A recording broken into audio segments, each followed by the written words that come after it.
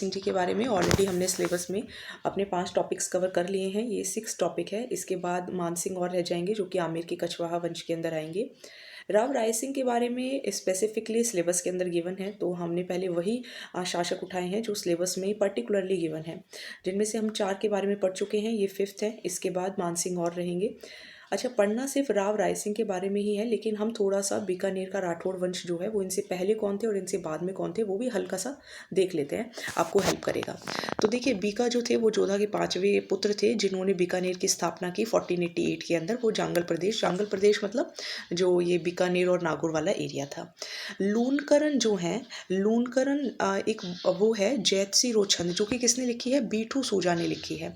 तो बीठू सूजा ने जो राव जैतसी रोछंद लिखी है उसके अंदर लूनकरण को कलयुग का कर्ण बताया गया है। ठीक है, राव जैतसी रोछंद किसने लिखी है?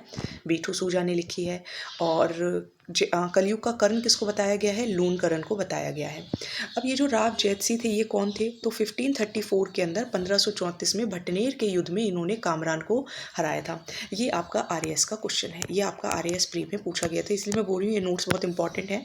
और अगर इसके अंदर कुछ रह भी जाएगा तो आप विश्वास करें, मैं आपको वो बाद में कंप्लीट करा दूंगी। अगर कोई लाइन ऐसी होगी जो इनमें नहीं होगी और बुक्स के अंदर गिवन होगी तो वो मैं आपको अलग से नोट्स बनवा कर करवा दूंगी। Don't worry about that. तो राव जैतसी ने भटनेर के युद्ध में कामरान को पराजित किया। बीठू सूजा ने राव जैतसी रोछंद लिखा। 1541 में पाहोबा के युद्ध में मालदेव से ये पराजित हुए थे।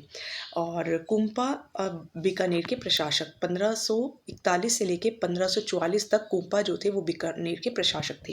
ये सिलेबस में नहीं है। इसके बाद हैं कल्याणमल वही होंगे जो खानवा का युद्ध जो कि सांगा करते हैं उसमें ये हेल्प करते हैं उनकी। और 1544 में शेरशाह की सहायता से इनको बीकानेर मिला था कल्याणमल को।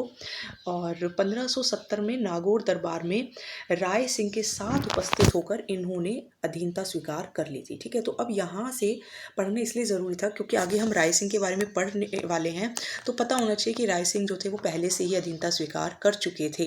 कल्याणमल वो पहले थे जो कि मुगल अधीनता मानने वाले प्रथम राठौड़ शासक थे। दूसरा पुत्र जो था पृथ्वीराज राठौड़ अकबर का दरबारी भी था। अकबर ने पृथ्वीराज को गागरों का किला दिया। बेली कृष्ण रुकमनीरी दुरसा आढ़ा ने इसे 5वें वेद और 19वां पुराण बताया है। बेली कृष्ण रुकमनीरी को दुरसा आढ़ा ने 5वां वेद और 19वां पुराण बताया है। टेसी टोरी ने पृथ्वीराज को डिंगल का हैरोस कहा है। तो कल्याणमल के दूसरे पुत्र थे पृथ्वीराज राठौड़। पृथ्वीराज को गागरून का किला दिया। किसने दिया? अकबर ने दिया। फिर बेली कृष्ण रुकमनीरी, ये याद रखना है, जिसको दुरसा आढ़ा ने 5वां वेद या 19वां पुराण बताया। टेसी टोरी ने पृथ्वीराज को डिंगल का हैरोस कहा है। तो ये हो गई आपकी स्टार्टिंग, जो कि सिलेबस में नहीं है बट फिर भी पता होना चाहिए। अब जो सिलेबस में पर्टिकुलरली गिवन है वो है राव राय सिंह। तो देखिए, अभी हमने पढ़ा कि राय सिंह जो थे वो एक्चुअली इनके पहले पुत्र थे, क्योंकि दूसरे पुत्र तो पृथ्वीराज थे। तो कल्याणमल के अपने पिता के साथ ही राय सिंह जो थे वो अकबर के नागौर दरबार में गए थे 1570 में। अभी हमने ऊपर पढ़ा था। 1572 में अकबर ने राय सिंह को जोधपुर का प्रशासक नियुक्त किया, है ना। और पृथ्वीराज को तो इन्होंने क्या दे दिया था? गागरून का किला दे दिया था। थोड़ा समझने की कोशिश करें। कल्याणमल है, कल्याणमल के 2 पुत्र का रोल है यहाँ पे। एक पहले राव राय सिंह, दूसरे पृथ्वीराज राठौड़। राव राय सिंह जो होंगे वो इनके साथ जाएंगे नागौर दरबार के अंदर। राव राय सिंह को क्या मिलेगा? जोधपुर का प्रशासन। पृथ्वीराज राठौड़ को क्या मिलेगा? गागरून का किला। समझ में आ गई बात? अब आ जाते हैं सिर्फ राव राय सिंह के बारे में, जो अपने पिता के साथ गए थे और जिनको जोधपुर का प्रशासक नियुक्त किया गया। 1573 में काठोली युद्ध, गुजरात में अकबर के विद्रोही मिर्ज़ा बंधुओं के बलूची विद्रोह का दमन किया। बहुत इंपॉर्टेंट है। 1573 में काठोली का युद्ध हुआ। कहाँ हुआ? गुजरात में हुआ। अब ये तो खुद इनको अकबर ने प्रशासन दिया है, तो ये अकबर के खिलाफ तो युद्ध नहीं करेंगे ना। ये अकबर के विरोधी, अकबर के विद्रोही कौन थे? विरोधी नहीं, विद्रोही कौन थे? मिर्जा बंधु। और मिर्जा बंधु, तो इनको दबाया था, इनका दमन किया था बलूची विद्रोह के थ्रू। हो गया। 1574 कल्याणमल की मृत्यु पर, यानी कि जब पिता की मृत्यु हो जाती है तब ये जाके बीकानेर शासक बनते हैं। उससे पहले कहाँ के थे? जोधपुर के प्रशासक थे। शासक कहाँ के बने? बीकानेर के। कब बने? 1574 में, अपने पिता कल्याणमल की मृत्यु के बाद। 1575 में राय सिंह की सिफारिश पर अकबर ने उदय सिंह को जोधपुर सौंपा, क्योंकि देखो ये जोधपुर के प्रशासन छोड़कर अब बीकानेर आ गए हैं, तो अब जोधपुर किसके पास जाए? तो इन्होंने अकबर को सजेस्ट किया कि आप उदय सिंह को जोधपुर सौंप दीजिए, एंड अकबर ने उदय सिंह को जोधपुर सौंप दिया। अकबर ने राय सिंह की नियुक्ति काबुल, कंधार, बलूचिस्तान में की। ठीक है, तो इनको काबुल भी मिला, कंधार भी मिला, बलूचिस्तान भी मिला। राय सिंह को अब मुंशी देव प्रसाद ने राजपुताने का कर्ण कहा है। कलयुग का कर्ण कौन है? राव लूणकरण। जो यहाँ हमने पढ़ा था कि लूणकरण जो है वो कलयुग का कर्ण है। किसने कहा है? बीठू सूजा ने कहा है। कहाँ कहा है? राव जेतसीरो छंद में कहा है। तो राव राय सिंह को क्या कहा गया है? राव राय सिंह को तो राजपुताने का कर्ण कहा है। इनको किसने कहा है? ये मुंशी देवी प्रसाद ने कहा है। ये बहुत इंपॉर्टेंट होते हैं, कंफ्यूज कर जाते हैं, तो थोड़ा सा ध्यान से सभी सुनिए। आप 2-3 बारी वीडियोस को सुनिए, आपको याद हो जाएगा। 1594 में राय सिंह ने अपने मंत्री करमचंद की देखरेख में जूनागढ़ का निर्माण करवाया। हमारे घर से कुछ 10-1 मिनट की दूरी पर है जूनागढ़ का किला। तो उसका जो निर्माण था वो राय सिंह ने ही करवाया था, और अपने मंत्री करमचंद की देखरेख में। कभी आप भी आओ तो देखिएगा, उसको ज़मीन का जेवर कहा जाता है, और वहाँ पे गजारोही मूर्तियाँ भी हैं जयमल और फत्ता की। तो आप कभी बीकानेर आए तो ज़रूर देंगे, और बीकानेर वालों ने तो देखा ही होगा।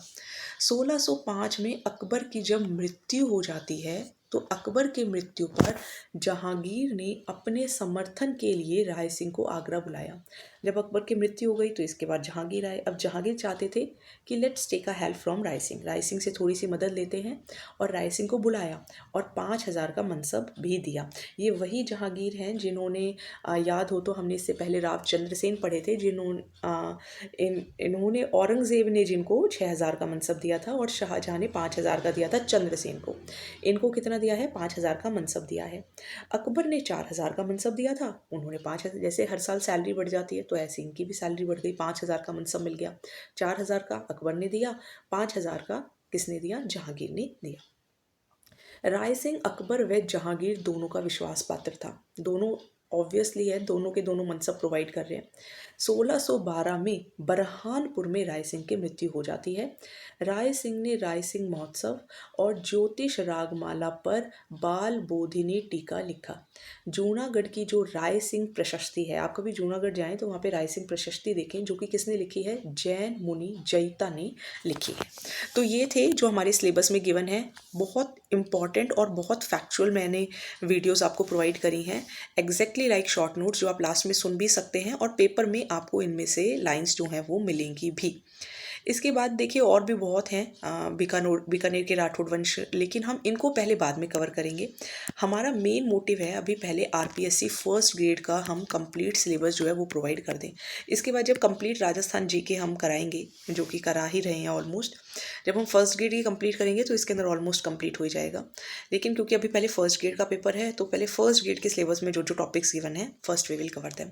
सो thank you so much, and don't forget to share and subscribe. Share ज़रूर करिए, आप चैनल को शेयर ज़रूर करिए प्लीज़। चलिए, थैंक यू।